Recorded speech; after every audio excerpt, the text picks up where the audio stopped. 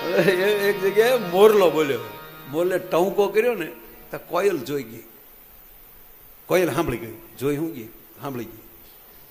ઓહો, મારો ટહુકો ને સામે ટહુકો મિચ થાય છે, મેચિંગ કર્યું થાય છે. હમણાં નરેશભાઈને મેચિંગ થઈ ગયું છે હમણાં.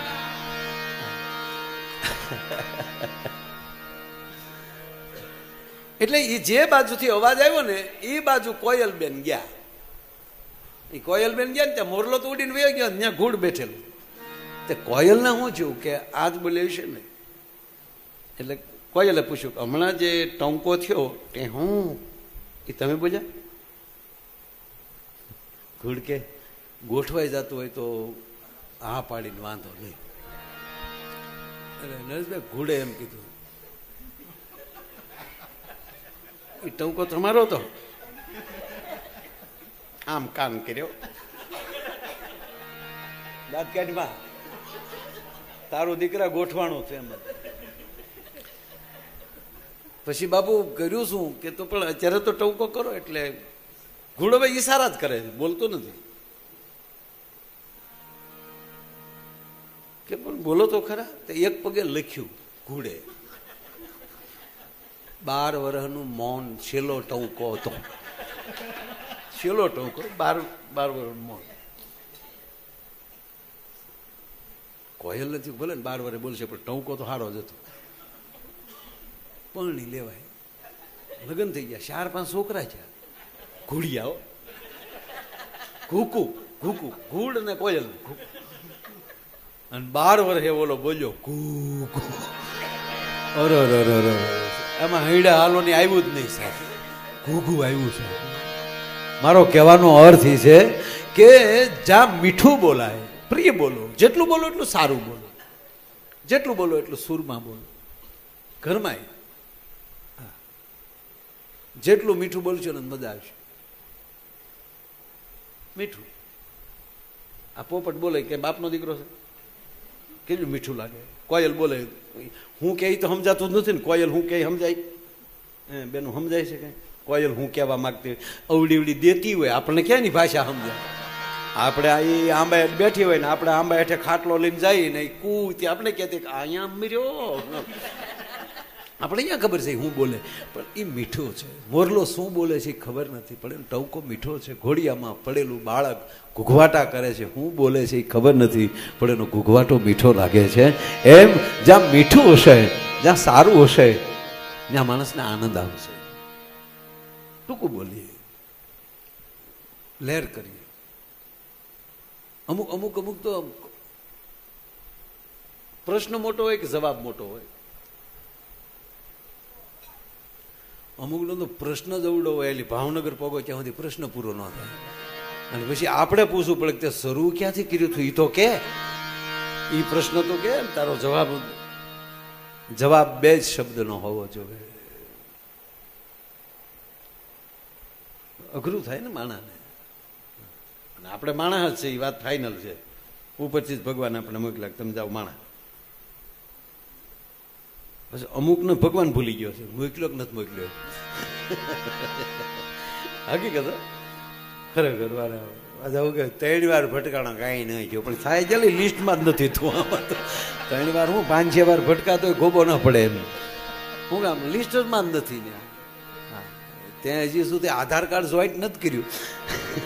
હા, એક ભાઈ મને આવ્યા, મને કે માયાભાઈ કાલે મને કે જમવા આવશો કામ, મને કે મારા બાપાને હરાદમાં ભેળવીશું. તારા બાપા જીવતા હતા કુટુંબમાં નહોતા ભેળે, હરાદમાં એના પડાવે. અમુક માણામાં નથી ભેળ્યા સાહેબ. પછી તો આપણે એક શ્રાદ્ધથી એને ભેળવવા પડતા હોય છે. અને આપણા બધા શાસ્ત્રો એવા છે. અમુક માણા દાડા ન ખાય, ખબર ને? અને અમુક માણા કોઈનો દાડો મૂકે નહીં. આખી નાતના બુઢિયાઓનું લિસ્ટ એની પાસે હોય. પાછા ફોન કરીને પછી તમારે ઓલા ભાભા ગામમાં છે એને તબિયત કેમ છે? કે એ હજી શીફડા ખાય. મારે હારે ભાઈ રે કરી, તારે તો માંદો પડે તો જ મેળ આવે ને એમ. ના, ઈશ્વર જે રાખે છે કે પૃથ્વી પવન ને પાણી એને આપ્યા ઉલટવાણી પૃથ્વી પવન ને પાણી એમાં વણતો એવો વર્ષો મારો બાપો ફૂટ ઉપર ઉર્યો. કેવા કેવા ગામડા બધા એ શહેર બધા બાપુ એ અંદર હોળીઓ આવે. અમારી માવુના વેણ હાસા પીડ્યા. પેલા ગીત ગાઈ ડોહ્યું આ બાજુ ખસો ખસો વેવાય આગબોટ આવે. દરિયાનું વાણ કોઈ દી બજારમાં હાલે હાલતા કરાવ્યા કે નહીં આપણે બોલો ગાય ગાયને કરાવ્યા એટલે વેણ હારા કાઢો. આ જો હવે અત્યારે કે વડોદરામાં કેટલી હોળીઓ હાલ્યું અને પછી જેટલી હોળીઓ એટલી મઘીર્યું. વડોદરામાં બહુ શું કામ પાણીના કેળા હતા અહીંયા આપણે ખોરડા કરી નાખ્યા. એને પછી ક્યાંક હાલવું કે નહીં. કેટલી વસ્તી વધતી જાય વધતી જાય પૃથ્વી ઘટતી જાય ઘટતી જાય. ગજબ છે. વસ્તી ગણતરી વાળા આવ્યા ને પૂછ્યું કેટલા છોકરા હતા કે 7 છોકરા ને ત્યાં 6 બહેનો કે 13 જણા. હા અમારે ગરીબ માણસ કેટલા હોય બાપા લે. તો ઓલો ગામ મૂકીને વયો ગયો ગણતરી કરવા આવ્યો છે કે આ ગરીબ ને ગયા તો શ્રીમંત ને કઈ જાય છે વયો ગયો. બોલો બોલો નથી નથી ગણવા. હા ના ના એ તો કુટુંબ તો મોટું જ હોવું જોઈએ સાહેબ. હું હકીકત કહું. હા મને આ નાનું કુટુંબ સુખી કુટુંબ મને મગજમાં બેસતું જ નથી. હા હકીકત છે ને સાહેબ ખોટી વાત છે. નાનું કુટુંબ સુખી કુટુંબ આ નરેન્દ્રભાઈ મોદીને કેટલા ભરવું? 5 ભાઈઓ 1 બેન 6 મોટું કુટુંબ છે. જેટલા મોટા માણસો છે એ કોઈ ના અમે કેટલા 9 ભારું લ્યો. હું અંધાથી 9માંથી અંધાથી નાનો. તો અમે નાનું કુટુંબ સુખી કુટુંબ હતું હું હોત. હું મારી જ વાત કરું લ્યો. તમને માયાભાઈ ન મળ્યા હોત કારણ કે મારો 9મો વારો બધા ભાડું હું નાનો છું. મારે કોઈ ઉપર શું કામ કહેવું છે? તારી ઉપર તો શું કામ કહેવું જોઈએ? ના ના ના ના ભગવાન બાપુ બેઠા છે પૂછો. અમારે એક હેરી છે અમારા ગામમાં બોરડામાં એ કે 11 થી હેઠા નથી આખી હેરીમાં. આવો અમારી આગળ તમને દેખાડો છે. ના ના એટલે નાનું કુટુંબ સુખી કુટુંબ શું કામ આપણી ફેર. અરે આપણે જેટલા હાસવે કે ઘોડિયા રહીએ કે એટલી હોકા. અરે ઘોડિયાને ક્યાં કરો બાપા ખોયામાં એમણા લુંગીમાં હુઈ રહેતા. મારો નાથ હવનું મોકલે છે. કોઈનું કોઈ એમ કહેતું હોય કે અમે એને સારું કરી દઈએ ને અમે ન હોત તો આમ નાના નાના કોઈ આપણું બગાડી નથી શકતું અને કોઈ આપણે મદદ નથી કરતું. તમે કેવી રીતે રહેવા માંગો છો એના ઉપર આધાર હોય છે. એટલે ભગવાન દાંત આપે એટલે સવાણું આપ્યા વગર રહેવાના જ નથી. આપણે આટલું કરી છે. બાપુ તમારે કઈ જાય છેલ્લા એટલે આમ છેલ્લા નહીં આ બધા કલ્યાણ કાનમાં ફૂકો માર્યું. હા જે કલ્યાણ ફૂકો મારો એ તમારા દીકરા કે બીજું કોઈ? જો તમે એમ કહો નાનું કુટુંબ શું કરું આપણે નહીં આ કરવું મારે જ પડે ફૂકડો. હા ગુરુ ધારણા તો કરવી જ પડે ને. હા ના ના એમ આ બધું એવું છે ભાઈ. અને જેટલા એટલે આની અંદરથી ઘણું બધું થાય. મિત્રો પણ એટલા હોવા જોઈએ અને મિત્રો પાછા બાસકા જેવા હોવા જોઈએ.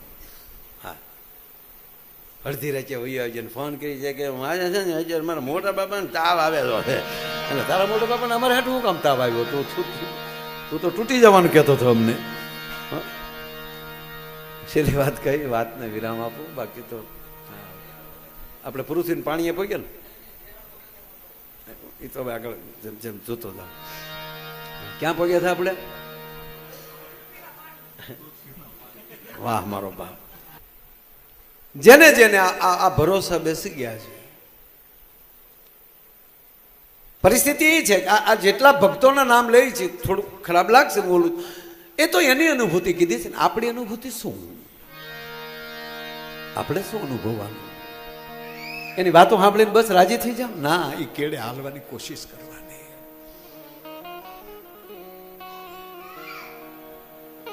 હમણાં સતત એક મારો પ્રશ્ન રહી છે, માણસો જ્ઞાનને અને વિજ્ઞાનને અલગ કરી નાખે. ના, જ્ઞાન વિજ્ઞાન ભેગું છે. જ્ઞાન એટલે તમને જાણકારી, અને એ જે જાણકારી છે એમાં પરિભૂત થવું એ વિજ્ઞાન. એમાં સફળતા સુધી પહોંચી જવું, જે જાણકારી થઈ છે ત્યાં સફળતા સુધી પહોંચવું વિજ્ઞાન. એની વચ્ચેની જે પ્રક્રિયા ચાલે છે એનું નામ પ્રયોગશાળા છે. કેવા પ્રયોગ કર્યા છે મીરાએ, કેવા પ્રયોગ કર્યા છે નરસિંહ મહેતાએ, કે પરિસ્થિતિ જે પણ થાય પણ સંશોધનનું છોડવું નથી. મીરાબાઈને કેવી પરિસ્થિતિ, તમે કલ્પના તો કરો સાહેબ.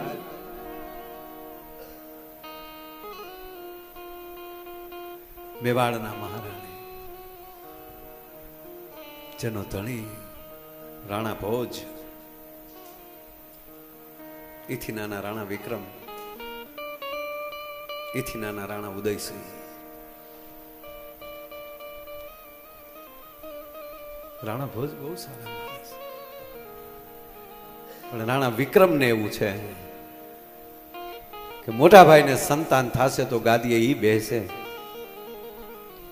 મીરા મેવાડમાં ન રહેવા જોવે. રાણા વિક્રમ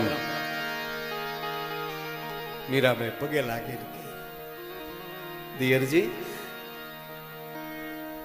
અમે ક્યાં એક કક્ષમાં રહીએ છીએ. રાણા વિક્રમના બેન કે ના ભાઈ, કાલ સંસારમાં આવવાનો વિચાર આવી જાય તો રાણા ભોજ પગે લાગે, તમે મીરાને હેરાન ના કરો.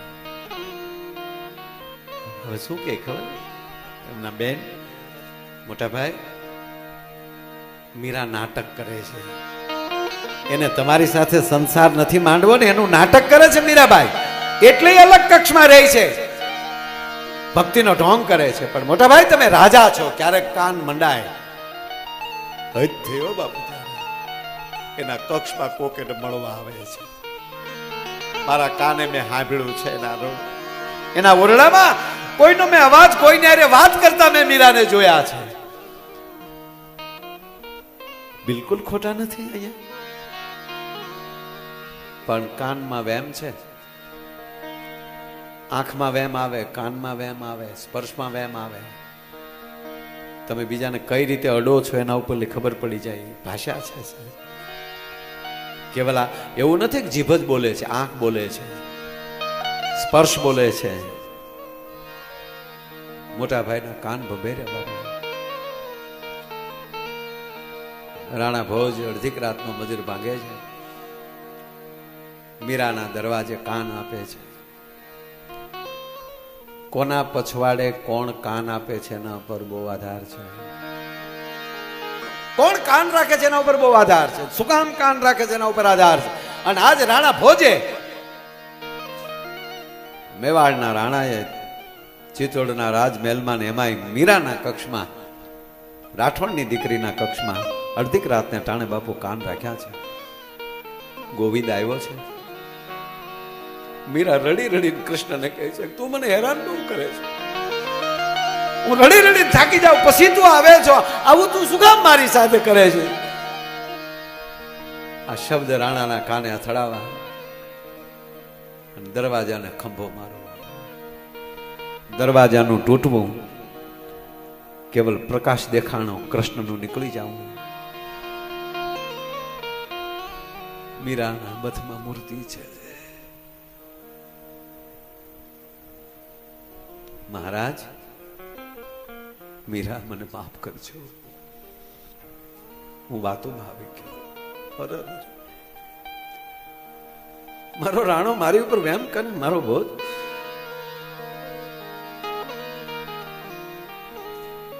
મહારાજ માફ કરજો, જ્યાં વેમ હોય ત્યાં હવે રહેવાય નહીં.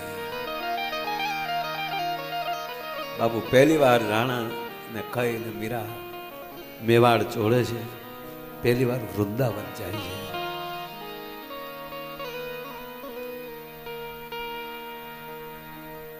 અહીંયા દુષ્કાળો પડે છે, દુશ્મનોના આક્રમણ થાય છે, પ્રજા ત્રાહિમામ થાય છે. અને એ સમયમાં કહેવા ગયો સાહેબ, ત્યારે મીરાના અનુયાયીઓ ખૂબ હતા, પણ રાજ સામે શું બોલી શકાય? પણ છેલ્લે બળવો કરે છે અનુયાયી કે મહારાજ માફ કરજો, દુષ્કાળ પડે છે, બીમારીઓ આવી છે, રાજમાં આક્રમણો થાય છે, આ પ્રજા ઉપર પીડા આવી છે, એનું કારણ હે મેવાડમાં ભજન વયું ગયું છે. જાવ એ ભજનને પાછું લાવો. રાણા ભોજ બાપુ મેવાડ જાય છે, વૃંદાવન જાય છે, સાધુનો વેશ ધારણ કર્યો. મીરાએ જ્યાં કુટિયા બાંધીને રહેતા ત્યાં ત્યાં આવીને કીધું ભિક્ષાન દેહી. મહારાજ શું આપું ભિક્ષામાં? હું તો ઠાકોરજીના મંદિરે પ્રસાદ લઈ લઉં છું. મારી પાસે થોડાક ફળ છે. ના મીરાબાઈ, હું માગું તમારે આપવાનું છે, નહીતર હું પાછો વયો જાય. ભિક્ષા લીધા વગર કોઈક પાછું જાય ને તો ભજન જાતું હોય છે, લાજતું હોય છે. ના મહારાજ, પાછા નહીં જવા દો. પણ પગે લાગીને એટલું કહું, મારી પાસે હોય એ માગજો, તમારી પાસે છે એ માગવું છે. કે તો માગી લ્યો, આપો જળ. જળ મૂકે છે કે આપ જે કહેશો એ આપીશ. અહીંયા જળ મૂકવું, અહીંયા રાણાની આંખમાં આહુડા ધારે થવું, ચિત્તોડ પાછા. રાણાજી આવેશમાં તમારી જેવો ન બનવું તો તમારી સુધી પોગી ન હોય કાંઈ મારાથી સાહેબ. તમારા સુધી પહોંચવા માટે પછી આવે છે મીરાબાઈ. થોડોક સમય જાય છે, આક્રમણ થાય છે, રાણા ભોજનું અવસાન થાય છે, વિક્રમ ગાદીએ બેસે છે. પછી આ બધા ઝેરના કટોરા રાણા ભોજ નહીં સાહેબ, રાણા વિક્રમ મૂકે છે. માણસોને ખબર એટલી કે આમાં ઝેર છે. મીરાબાઈના આમ પૂજામાં બેઠેલા અને ઝેરનો કટોરો મૂક્યો. મીરાબાઈ ધરીને પી ગયા. ઓલા માણસો બેઠા. હવે હું થઈ જોઈએ, રાણાજીને આપણે મહારાજ વિક્રમને કહેવું પડશે. બેઠા, કાંઈ થયું નહીં, એ તો હાલતું હતું ભજન. મીરાબાઈ હવે પૂછે છે, કેમ તમે મને આશ્ચર્યથી જુઓ છો? કે મીરાબાઈ અમને માફ કરજો, કે એ ઝેર હતું, ઝેર હતું, અમને રાણાજી આપ્યું છે. કે તું શું કામ ચિંતા કરો છો? મને કઈ થયું કે ના? તો એક કામ કરજો ને, કે રાણાજી ને કહેજો ફરી ઝેર મીરાબાઈ કરે છે પુકાર, ઝેરને એ જીરવા જીવન મારો આજ મને એનો છે ઇતબાર. રાણાજીને એ જ રાણાજીને કહેજો ફરી ઝેર. પછી મીરાબાઈ પત્ર હાથમાં લે છે. સ્વસ્થા શ્રીગામ કાશી. મારા પરમવંદની તુલસીદાસજી, આજ મારી આ પરિસ્થિતિ છે. મારો નાથ ઝેર પીવા આવ્યો, મારો નાથ સર્પના કરંડિયામાં ફૂલ બનીને આવ્યો. હે પૂજ્ય તુલસીદાસજી સ્વામીજી, મને રસ્તો દેખાડો, મારે શું કરવું જોઈએ? પત્ર લખે છે મીરાબાઈ. વિવેક પત્રિકામાં, તુલસીદાસજીની વિનય પત્રિકામાં આ પત્ર છે. અને પછી તુલસીદાસ જવાબ મોકલે છે, પિતા તજો પ્રહલાદ, વિભીષણ તજો ભાઈ, બલી ગુરુ તજો ભરત તજી માઈ. એ મીરાબાઈ, જેણે ભગવાનના ભજનમાં જે હરસ કરી તો વિભીષણે ભાઈ તજી દીધો, ભરતે માને તજી દીધી, બલીએ ગુરુને તજી દીધો, પ્રહલાદે પિતાને તજી દીધો. અબ તજી ગયો. પછી મીરાબાઈ દ્વારકા જાય અને જેવા મીરાબાઈ દ્વારકા જાય, આયા ફરીવાર આક્રમણ થાય અને રાણા વિક્રમનું પણ મૃત્યુ થાય. અને ત્યારે વિક્રમ રાણાથી નાના ઉદયસિંહ, એની 11 વર્ષની ઉંમર હોય છે, અને એ જ રાજની દાસી પન્ના થાય, એનો 11 વર્ષનો દીકરો હોય છે. બેયને ઘેન આપે છે બાઈ, અને ઉદયસિંહની કક્ષમાં પોતાના દીકરાને હુવડાવી ઉદયસિંહને કરડિયામાં નાખી અને ભાઈ કુંભલગઢ વહી જાય છે. અને ઉદયસિંહને કુંભલગઢ મોટા કરે, ત્યાં પરણાવે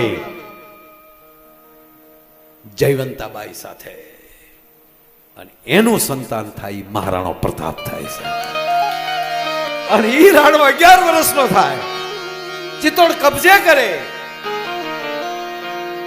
અને એમાં ફરતો ફરતો ફરતો ફરતો આ મીરાબાઈના કક્ષ પાસે આવીને ઉભો રહે છે, અને પોતાની માને કહે છે કે માં આ કક્ષ કેમ બંધ હોય છે? અને તેથી માં જયવંતાબાઈ કહે છે કે મોટી માનો કક્ષ બેઠા અમે રાઠોડની દીકરીઓ કર્યાવરમાં કૃષ્ણને લઈને આવીએ છીએ. અને આખી વાત કરે કે આ રીતે માં અત્યારે ક્યાં છે કે દ્વારકા. તો માં અમારી આપણી ભેગા હવે ન રહી શકે. ઘણા કહે કે રાણોજી તેડવા ગયા દ્વારકા. કોણ રાણો? રાણો પ્રતાપ જાય.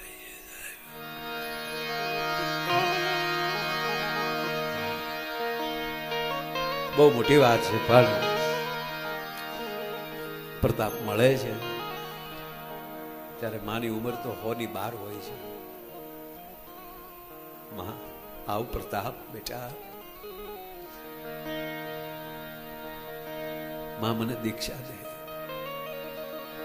ત્યારે ઘટના બની ગયેલી. 11 વર્ષે બેરમ ખાન ને હરાવે છે રાણો પ્રતાપ, અને એને પછી બેરમ ખાન એના બાલ સખા મિત્રો, એમાં કૃષ્ણા કરીને દીકરી, એને બેરમ ખાન એવી હાલતથી મારીને પેટીમાં બંધ કરીને મોકલે છે બીજા 2 સખાઓને. અને એનો અગ્નિ સંસ્કાર હજી કર્યો જ હોય છે રાણે. અને ત્યારે એને પ્રતિજ્ઞા લીધી હોય કે આજ પછી રાણો હથિયાર નહીં લે. મારા મેં બાળ સખાઓ ગુમાવ્યા, માં મને દીક્ષા આપો. મીરામાં કહે છે તારી રક્ષા હું કરીશ, તારે દીક્ષાની જરૂર નથી. તાક તો માં પાછા ઘરે આવો. अच्छा हुआ प्रताप आपने घर का पता चला दिखा दिया, अब मुझे घर जाना चाहिए.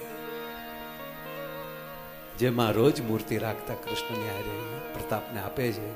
હાલનું જે મંદિર આપણું દ્વારકા, એ દ્વારકા મંદિરમાં માં જાય છે. રાણા પ્રતાપને એમ કે માં કંઈક વસ્તુ લેવા ગયા છે, આગળ આવશે. દી ઉગી ગયો, પ્રોઢિયું થયું. વહેલી આરતીમાં જ્યાં પૂજારી આવે છે, આખા મંદિરમાં માં દેખાતા નથી. કૃષ્ણ કહે છે મીરા મારામાં સમાઈ ગયા છે. કહેવાનો મારો અર્થ